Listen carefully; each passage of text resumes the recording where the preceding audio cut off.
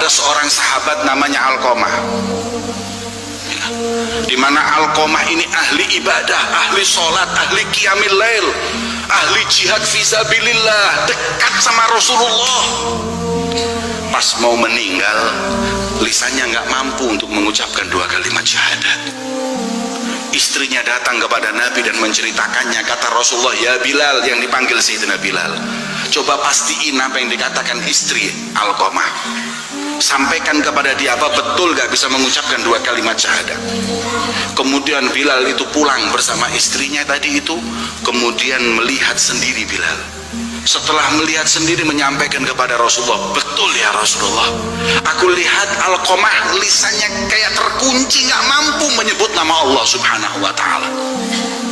Maka Rasul SAW langsung tanya, punya kedua orang tua? Nggak punya, hanya punya seorang ibu. Kemudian kata baginda Muhammad SAW, panggil ibunya, katakan kepada ibunya. Nggak panggil ibunya, katakan kepada ibunya, wahai Ummu Alqamah, ini Rasulullah ada hajat penting kepadamu. Kalau engkau nggak berat untuk datang kepada Rasulullah, datanglah, tapi kalau tidak, Nabi yang akan datang kepadamu. Maka kemudian Ibu Alqamah mengatakan, bi abi wa ummi, aku bersumpah dengan nama orang tuaku, aku tidak akan pernah menolak panggilan baginda Muhammad SAW. Pakai tongkat datang kepada Rasulullah. Sampai ke Rasulullah ditanya, kau tahu Alqamah anakmu? Tahu. Gimana nggak tahu? Apa amal ibadahnya?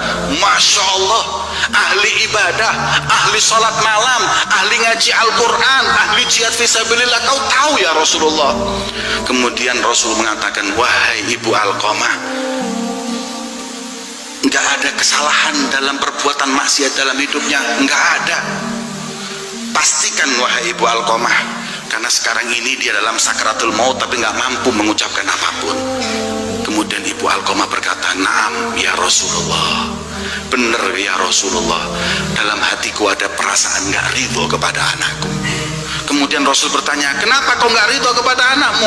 Karena setelah menikah dulu taat kepadaku, dulu sayang kepadaku, sekarang cintanya kepada istrinya mendahulukan istrinya dan melupakanku. Aku nggak ridho ya Rasulullah, hingga akhirnya hajar tuh, aku jauhi ini anakku. Sampai detik ini aku masih jengkel ya Rasulullah.